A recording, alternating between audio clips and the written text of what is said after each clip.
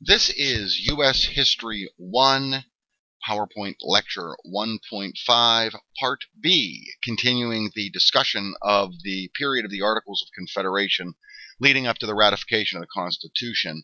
And in the prior, in 1.5a, we discussed at great length some of the difficulties of the Articles of Confederation, particularly in terms of their capacity to deal with several economic crises that arise after the Revolutionary War and the Treaty of Paris.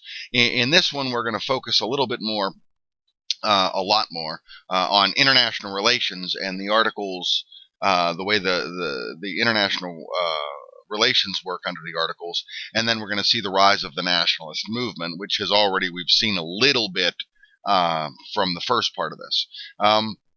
Now, it's important to remember that the Articles of Confederation create what is effectively a very loosely coordinated union, okay, with very limited powers to the national government. One of the powers that they do have is the capacity to negotiate treaties. However, the problem with this is that they give them a very limited capacity to enforce those treaties by limiting their capacity to impose taxes and making it difficult then to raise an army or to do anything that would enforce the treaty.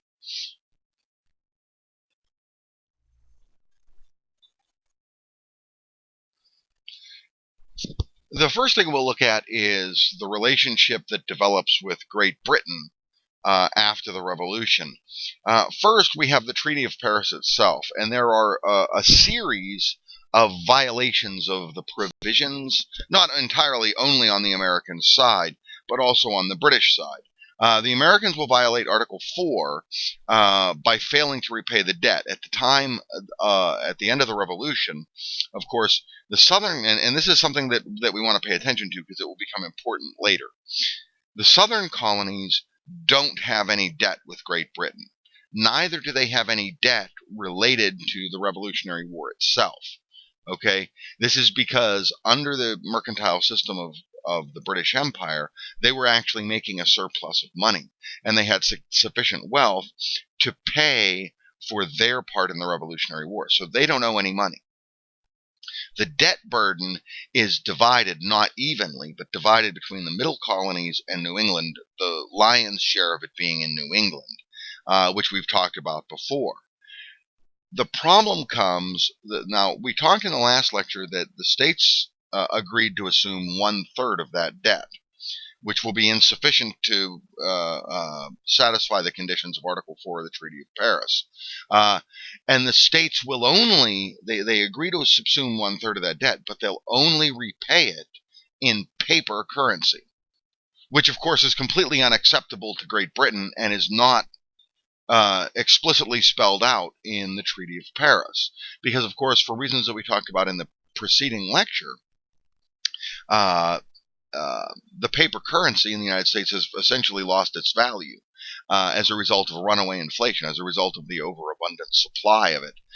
It's relatively valueless. And so were the states to pay off their previous debt and their wartime debt in paper currency, they wouldn't be paying it back at face value. It would be worth considerably less. That's one. The second that they're going to violate, that the Americans, that the United States is going to violate, are Articles 5 and 6. 5 and 6 are related to compensation for the Tories, the Loyalists, who have property destroyed during the war. Because even before the war began, as we talked about the activity of the Sons of Liberty and the Regulators, those who remained loyal to Great Britain suffered tremendous intimidation, violence, and abuse at the part of first like groups like the Sons of Liberty, and then later from the Americans even up to the Continental Army.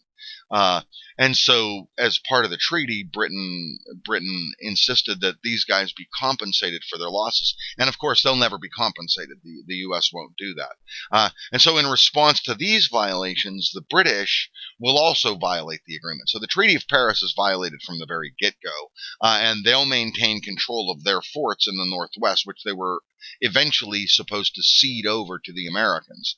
And this is the area of really western Ohio and Michigan and into Illinois, all the way up to the Mississippi River. or into Indiana, rather, I should say, all the way up to the Mississippi River. And this will become one of the issues causing tension between Britain and the United States that will ultimately lead us up to the War of 1812. We also have, just as the articles come online, we have the Vermont crisis, and this would be included in relations with Britain, that Vermont, in a movement led by Ethan Allen, seeks to rejoin the British Empire. This was one of the concerns of the Americans, and it was one of the presuppositions, actually, of the British when they went into both the Revolution and the Treaty of Paris, was that, well, the Americans are going to realize they can't live on their own, and they're going to want to come back. This, I suppose, would be similar to, a parent allowing a child to move out of the house under the supposition that, they're not going to be able to make it on their own. They're eventually going to come crawling back to come back and live here, and we'll just wait for that. This, of course, doesn't happen with the Americans. And then we've talked about this before in 15A, the difficulties that arise after the Revolution as a result of trade relations. And we talked at great length about the mercantile system itself, and how the mercantile system did two things. It generally worked at the disadvantage of most of the Americans, particularly in New England and the middle colonies. The southern colonies did quite well, but ultimately what it did was it gave Great Britain a protected market for manufactured goods in the United States, or in the colonies at the time, and it gave the colonies a protected market in Britain and elsewhere in the British Empire for their raw materials. That's all gone now. And so as a result, there's going to be a kind of a period of flux in trade relations between Britain and the United States. In terms of relations with Spain, this is going to be another source of great tension. There is a border dispute that breaks out in the Southwest, and I'll show you a map of that in just a minute here. But essentially, the Spanish control the southern part of the Mississippi. They control the southern part of Louisiana before it becomes French territory in the Louisiana Purchase. If you remember from our discussion of the Imperial Wars, there was a lot of territorial trading that went on as a result of these conflicts. The Spanish end up in control of southern Louisiana. They claim to be in control of what would be modern-day Mississippi and Alabama, and parts of Tennessee and Kentucky as well. And that's going to be a difficulty. That's the American Southwest. There will be a dispute over the Mississippi as well. Under the Treaty of Paris, the rights to the Mississippi were traded away by the Americans to the British in exchange for concessions off the coast of Canada. Well, that doesn't in any way affect the territorial divide of the southern part of the Mississippi and Louisiana. And so the Americans claim rights to that area, and therefore rights to the port of New Orleans. The Spanish dispute this and say, no, that's all our territory. There will then be the first of the manifestations of a secessionist movement. Okay? In 1784, as a result of these disputes, Spain's going to close the port of New Orleans and the Mississippi to American shipping. The territories of Tennessee and Kentucky will independently negotiate with Spain over this, which, of course, even under the provisions of the Articles of Confederation, they're not allowed to do. You're not any more than Ethan Allen's allowed to have the state of Vermont negotiate with Britain for re-entrance into the empire. Under the Articles, that's technically not speaking not true, or not permitted. And so these are secessionist movements. We have Vermont seeking secession to rejoin Britain. We have Tennessee and Kentucky in a quasi-secessionist movement seeking to independently negotiate with Spain. The Treaty of Paris itself makes no provision for Spain. Spain receives Florida back after the French and Indian War because of their kind of belated participation on the side of the English and the Americans. They give them Florida back. The Treaty of Paris itself really doesn't discuss Spain. Although, as we discussed during our discussion of the Revolution, under the League of Armed Neutrality, France became much more directly involved, including with Rochambeau having troops on ground at the Battle of Yorktown and de Grasse's fleet in the Battle of the Capes. The Spanish, however, also will supply the Americans, and at least diplomatically recognize the United States and are on the American side, and so they expect some provision from the Treaty of Paris, and they receive none. And so that creates more tension over this border dispute. Looking directly at the border dispute, okay, let's take a look at this. This line right here, which incorporates part of western Georgia, pretty much all of the states of Mississippi and Alabama, and part of western Tennessee and Kentucky, is claimed by Spain, okay, as a natural extension of their territories in Florida and Louisiana. You see, Spanish Louisiana will run all the way up into Missouri. And then right here at the Missouri River, that begins the Louisiana territory of France. Okay, so this is the border dispute. The disputed area is this area in the southwest, as I said, what is basically part of western Georgia, western Tennessee, and most of the current states of Alabama and Mississippi. The Spanish have created a series of forts about midway through to govern the Mississippi River. In one of the more controversial negotiations with the Spanish, we have the Jay-Gardoqui treaties. Jay will serve briefly as the first real Secretary of State under the Articles of Confederation, and he will negotiate with the Spanish ambassador Gardoqui to settle these border disputes. Okay, and you see here the main provision of it. The U.S. will surrender its claim to the Mississippi. Okay, in exchange, as we've discussed before, as I've mentioned before, the trade relationship with the United States is somewhat in a period of flux because of the end of the mercantile system. So in exchange for the Americans surrendering their rights to the Mississippi, and therefore their rights to what they believe their rights to be to the port of New Orleans, they'll get trade concessions in the Spanish Empire, which is also a mercantile system offering a protected market to the Spanish colonies. They'll allow the Americans in there. Okay, the group that's going to benefit the most from this is New England.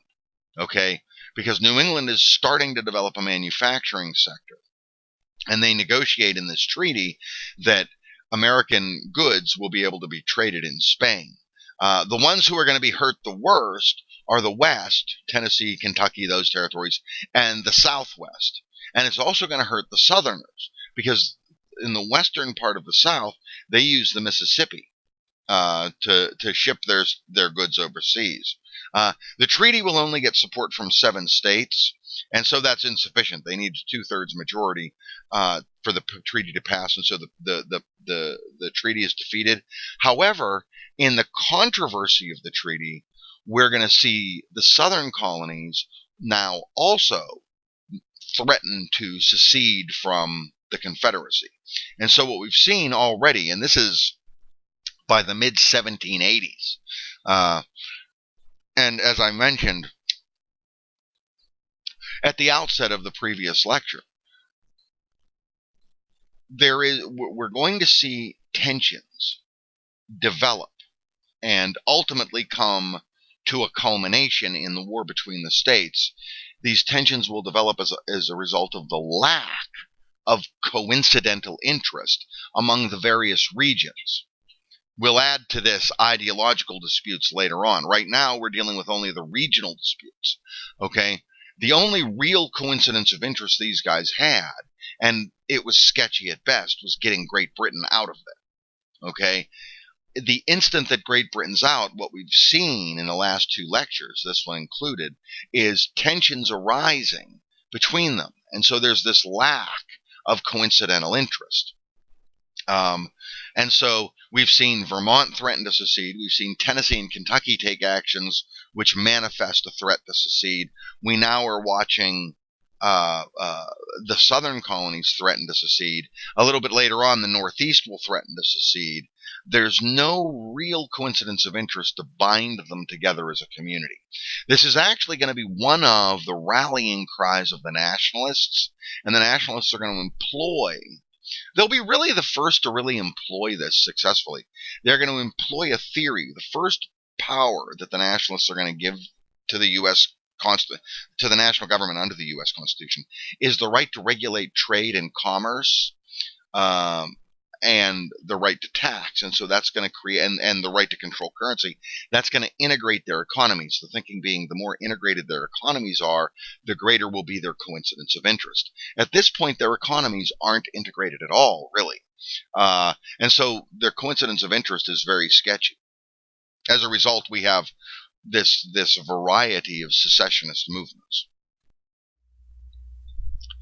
And as I've said, this gives rise to the nationalist movement. And we've seen it before. Okay, that first point there on the monetary crisis, we began the discussion of that and went into it at some length in the previous lecture, that's one of the shortcomings of the Articles. The nationalist movement will rise up as an ideological movement, and largely it will rise up in response to what are deemed shortcomings in the Articles of Confederation. And we get to a rather abstract philosophical level at this point, because we want to remember that the revolution itself was predicated on the basis of Republican ideology, of having a limited national government, where sovereignty is ultimately reserved not simply to the states, but really to the individual. It put primary emphasis on individual liberty and inalienable rights. Okay, as a result of this, the product of this was this loose confederation of the colonies in the Articles of Confederation, which demonstrated itself to be terribly inadequate with dealing with some of the crises that come up. So as a result, we'll have this nationalist movement rise. And it's kind of funny because in the development of sovereigns, one of the things my dissertation went over was this development of sovereign interests and how sovereign interests develop. Oftentimes, more often than not, they develop in response to a period of crisis. Okay, as mentioned before, we have these secessionist movements. We have Tennessee and Kentucky. We have those that arise under the secession under the the potential Jay-Gardoki Treaty. We have trade policy as a source of tension, foreign relations as a source of tension. The Articles themselves have no provision for raising revenue in armies, and therefore, as a result of that, in other words, under the Articles, the national government doesn't have the capacity to draft, to raise an army. That's up to the states, and the states would then coordinate their various state militias. And this will give rise to the first American political party, okay, the Federalists. And we'll take a look at them at great length in the next panel. At the beginning of the next panel, we'll look at the Federalist Party itself. Here, we just want to say a few things about the rise of it. It rises in response to the shortcomings of the Articles. It rises to represent the ideological perspective that while a strong national government has potential difficulties with it, it is necessary to correct for the inefficiencies of a weak national government. You need some sort of stronger national government. It will be led ultimately by Alexander Hamilton, and we'll deal with him both now and later under the Federalists. I'll reserve most of the discussion of Hamilton under the Federalists. But the one thing that we want to keep in mind here when we deal with Hamilton being the leader of the Federalist movement, of this nationalist movement, it's my favorite phrase concerning Hamilton comes from actually the old discarded history book from a couple of years back. The way it describes him, it says, Hamilton rarely thought of the lower classes, and when he did so with a sneer. Hamilton was an elitist. He was a wealthy landowner. He was an elitist, and he thought the vast majority of the Americans, all of the lower classes, were nothing but a collection of rabble. Okay, and so he'll be instrumental in forming the party. He'll be joined by Madison, James Madison, and John Adams, both of whom share similar ideas, Madison probably being the most liberal of them in terms of individual liberty. Um, and that's all we want to say about Hamilton, at least for now. And it's really under Hamilton that they're going to orchestrate what effectively is what I would characterize as a kind of a quasi coup d'état. Okay, and he's going to do it very subtly. Now, there's a few things to keep in mind here. Okay, Hamilton, as a result, for reasons that one of the reasons I made mention of that is as a result of his elitist attitude, Hamilton is not particularly well liked. Okay, he ultimately fights a duel in which he's mortally wounded and will die from the wound eventually. He'll never recover from it. Okay, he's not a well liked person. So he's not really the kind of front man you want for a political party. For the political party, you need a front man who has popularity, who has some sort of charismatic popularity. That ain't Hamilton. Hamilton is an architect for politics. He's actually a financier, a banker. Okay, but he's an architect for politics. He's a behind the scenes guy. He's a puppeteer, but he is not the kind of front man you need with that charismatic energy for your political party. So he seeks out a charismatic figure to lead the party. Enter into the political stage George Washington. Now, politically, George Washington himself has really no position on anything. He really is not an economist. He's not a financier. He's a war general. That's all he is. He's a charismatic figure. He served, and for reasons that we talked about at great length during our discussion of the American Revolution, he was largely, especially from 78 on, little more than a figurehead for the army. He was commander-in-chief of the army, but he served little more than a figurehead. Okay, he was a rallying cry. Hamilton's going to use that. Now, we remember from Washington, we want to remember why Washington would agree to do this. And what we're going to see during the Federalist period is that Washington literally is little more than a figurehead president. Okay?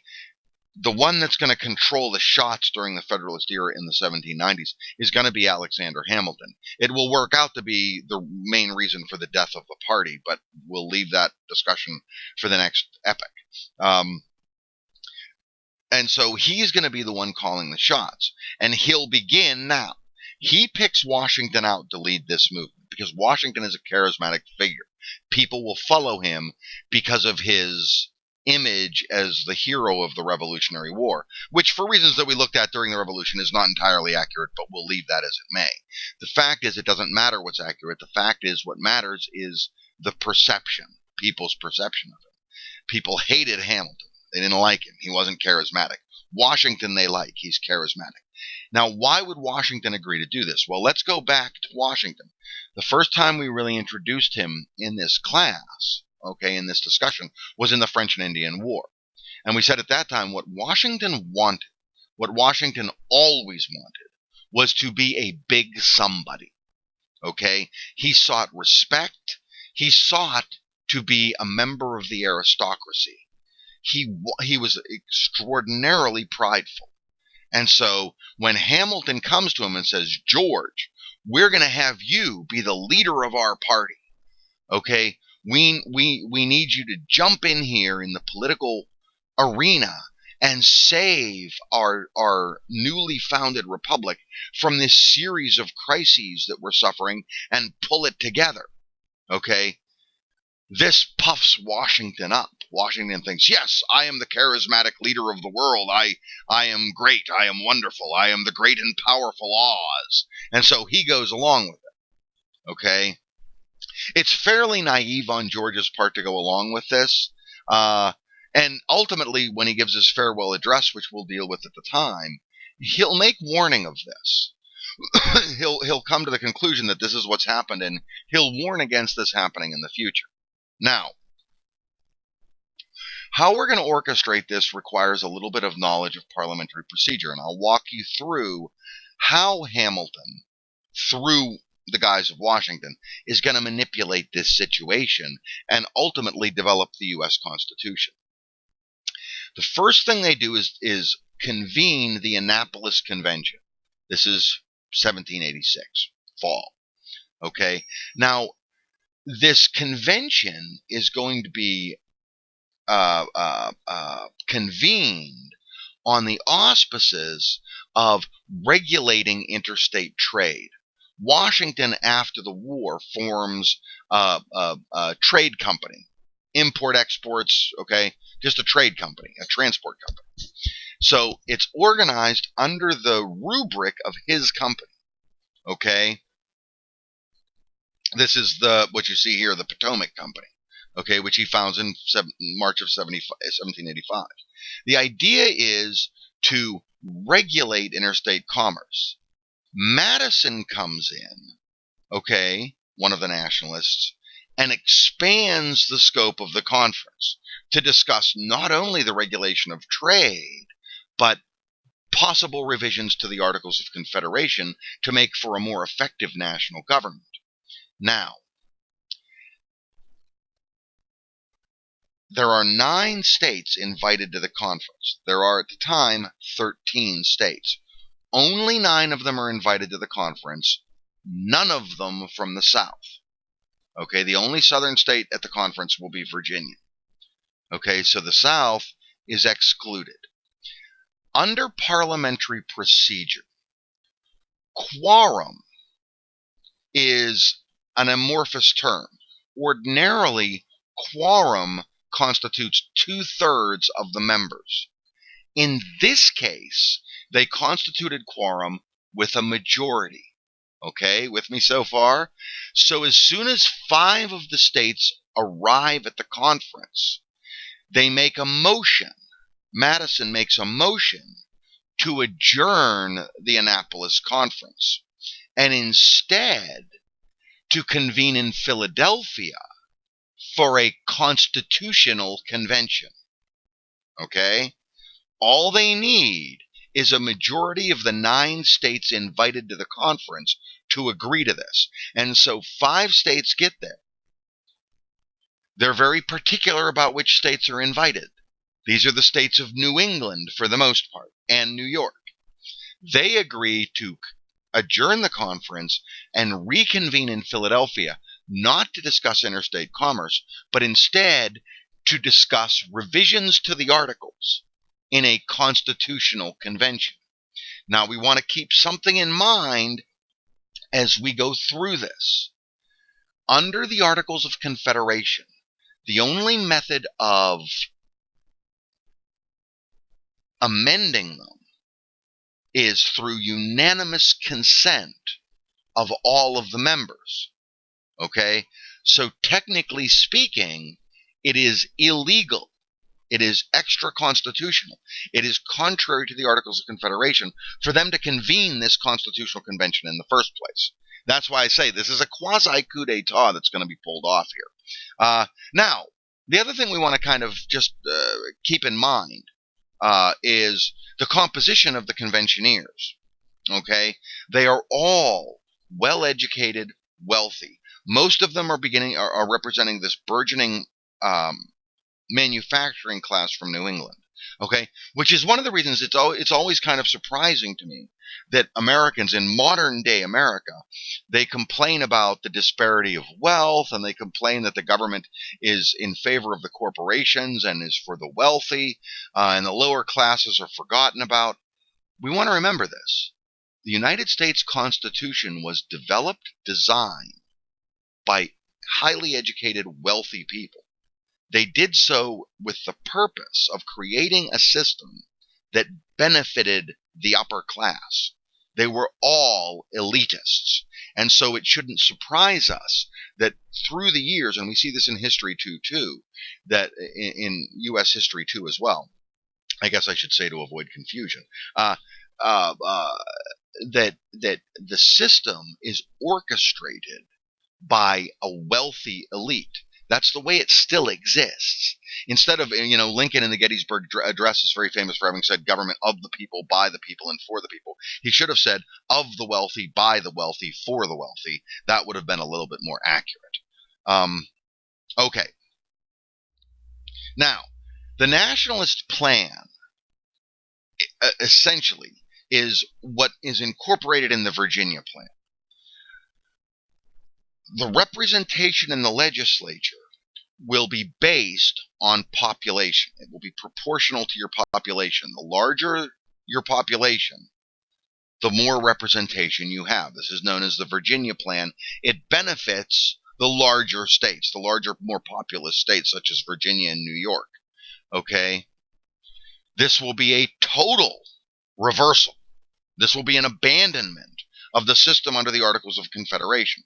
Under the Articles of Confederation, one state, one vote. This abandons that entirely. Okay? In addition, we're going to increase and ratchet up the powers of the national government. Okay? And inherent in that, implicit in that, will be that the national government is precedent to the state government. This will become the primary source of tension from the time of the ratification of the Constitution in 1789 all the way up to the war between the states. This will be a point of contention. Occasionally it rises as a point of contention now, though this issue was decided in the war between the states by force of arms. Okay? Again, technically speaking, to even propose this is a violation of the Articles of Confederation. Okay? It's illegal. It's because, one, in all instances, it represents an amendment to the Articles, which requires a unanimous consent, which they're not going to get. The counter proposal to this, okay, comes from the smaller states, because smaller states don't like the idea. This means that the states with small populations, such as Delaware and Rhode Island, are going to be squashed out. Okay? There's going to be a disproportionate voice for the larger states in the legislature, and the smaller populous states are going to get squashed out. And so they proposed the New Jersey plan. The New Jersey plan is consistent with the Articles of Confederation, one state, one vote. Okay, so it implies less of a revision of the Articles. They also want less of a revision to the Articles in general. They want to look at the Articles of Confederation and divide the question and go point by point at what needs to be ratcheted up, and to ratchet it up as little as possible to meet the needs that arose under these crises. And so include the power to tax, include the power to raise armies, but don't go too far with it. And this will become the primary source of tension as we go for the next 80 years, is what we'll watch really from this point forward. Okay, from 1787 onwards, from the negotiation of the Constitution onward, is we'll see the national government of the U.S. gobble up, take unto itself an ever-increasing amount of sovereignty and authority at the expense of the states. And one of the things I'll make mention of here, just in passing,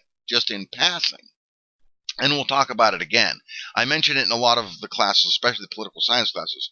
Sovereignty, okay, which we may as well use synonymously with it, authority, even though it's not entirely synonymous. Use authority. The idea of sovereignty is, and I don't know if any of you are familiar with or have ever heard of game theory. It's from mathematics. But there's such a thing as a zero-sum solution. A zero-sum means that if you add up the payoffs to all of the players, the ultimate, the cumulative total is zero. An example of this is a poker game. If everybody comes in and to play poker and they all put $100 into the pot and get chips for it, at the end of the night, however much money anybody walks away with, if you add it all together, it'll be zero.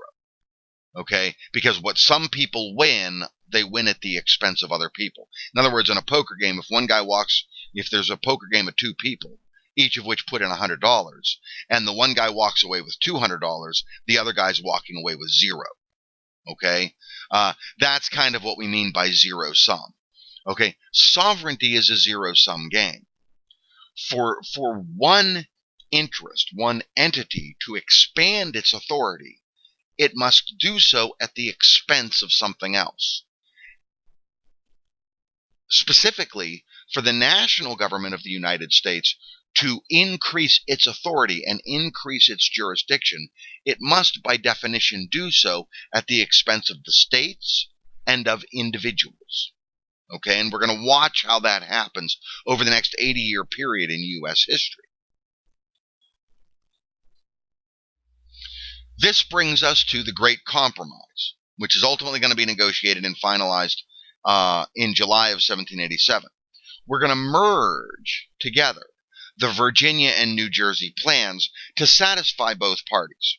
This is what will create the bicameral national legislature in the United States. This will create the U.S. Senate, which originally will be one state, one vote, but ultimately be two states, two votes per state. That will create the U.S. Senate with equal representation from each of the states, and the House of Representatives, which will be proportionally based. Okay, this is where we'll create this bicameral legislature, and it's a compromise solution between these two ideas. This presents a problem. Okay, and one of the things they're going to have to discuss in the Great Compromise, a large portion, okay, about a third of the population in the southern colonies at this point are slaves. They will not have the rights of American citizens. But the Southerners argue that their population, being comprised of a great many slaves, if you don't count the slaves, their population will be disproportionately low. And so they insist that the slaves be counted. This becomes a very controversial issue. The slaves are not American citizens. They will not be voting members. So why should they be counted in terms of the legislature? Okay. Nonetheless, they're physical living entities in the confines of the United States. They comprise a large portion of the Southerners' population. And so this is the argument that goes on. Finally, it's agreed that the slaves will count as 3/5 of a human being for calculating population for representation in the House of Representatives. Okay? Now we see the powers of the national government as defined in the Constitution, and these are really just the most glaring differences between the new Constitution of the United States and the Articles of Confederation. First and foremost, as I mentioned before, is the regulation of commerce by a majority vote, the prohibition of excise taxes. That regulation of commerce is going to have within it also the ability to enact national taxes. There will be created a national executive. Now, this also creates what they create as part of this national, which of course the Articles of Confederation had no national executive. They had a chairperson of the Confederate Congress, and it was a rotating chair rather than an elected position. This will be an elected position, but the elected position is going to be kind of strange. It won't be popularly elected. Okay, the popular election of the president won't really start to come online until the 1830s. Okay, and it won't be until a little bit later than that all of the states do it by popular vote. Instead, they're going to create this bizarre thing of the Electoral College, which at this point in time is just a kind of an anachronistic, archaic artifice electorally. The reason they're going to create, there's a couple of reasons they're going to create it. Okay, one reason is logistical. Given the geographic parameters of the United States, given how large the territory is, it's going to be very difficult to tabulate and count all of the votes from a popular vote. Okay? Instead, we do it within each state, and then those states select electors, which will then go to a national convention and elect the president. Okay, and the way it will work is each state will have one elector for each representative, and they will have they'll have one elector for each representative and one elector for each member of the U.S. Senate. Okay, and when the Senate becomes 2 people per state, that gives each state a minimum of 3 electors in the Electoral College, which of course is the way it is today. Is if you've done American government, okay, or even if you haven't, you should know that. And the other reason that I said there was 2, the other reason is because these electors in the Electoral College, they actually can exercise some independence, and they are all going to be from the wealthy elite. You'll notice that in the original Constitution, there is no provision for the voting of the masses. Okay? This contributes to the elitism of the government. Now, the potential exists, of course, that if the Electoral College does not come to a majority of votes for the chief executive, for the president, then in that case, the vote will be decided by the House of Representatives. Okay, this will become pivotal for us. The first to be elected by the House of Representatives will be Thomas Jefferson. The most controversial that we'll look at later on will be John Quincy Adams. And the final part of the Constitution, and probably the most problematic, is the division of it into the federal system. The federal system divides sovereignty. This is very important. People oftentimes don't understand the federal system. This is why I always use the term the national government of the United States as opposed to state governments or local governments. People always refer to this as the federal government. Federal is not a level. Federal is the division of sovereignty among many levels. It is a system of government. Okay, not a level of government. The problem is that as the national government usurped more and more authority over time, they also began to use the phrase that the national government is synonymous with the federal system. It's not. Okay? It is modeled on the Iroquois Confederacy.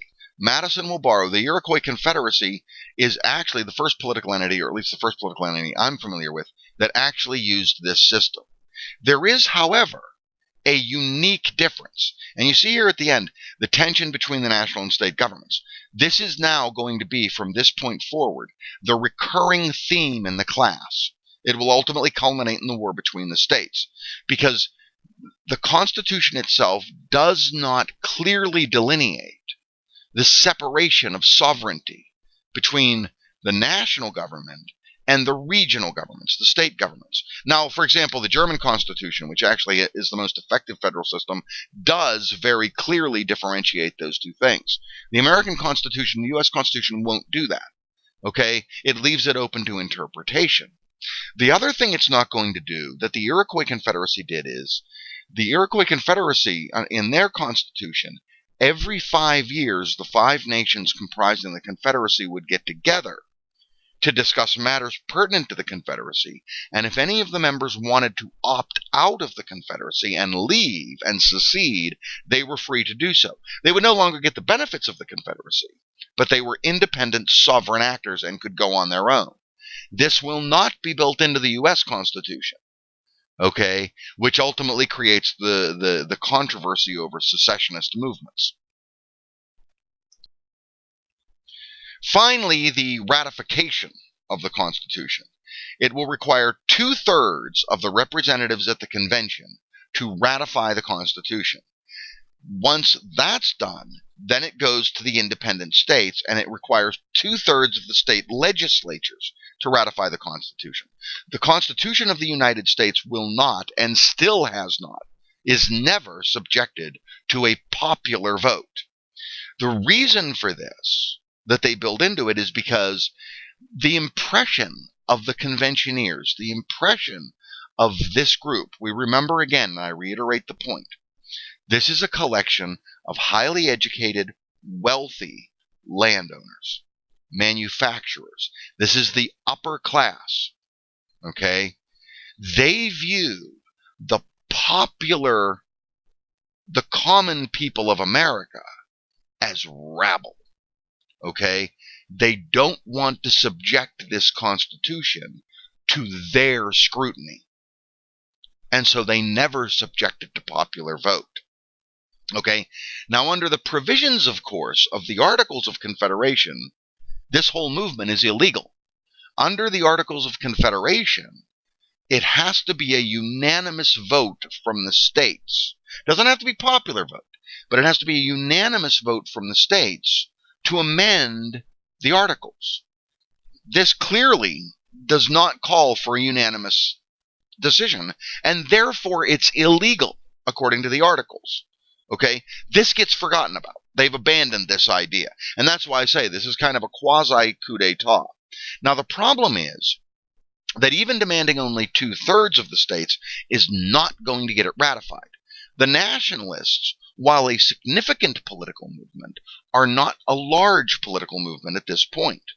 Okay, they don't constitute a majority, and certainly they don't constitute a 2/3 majority.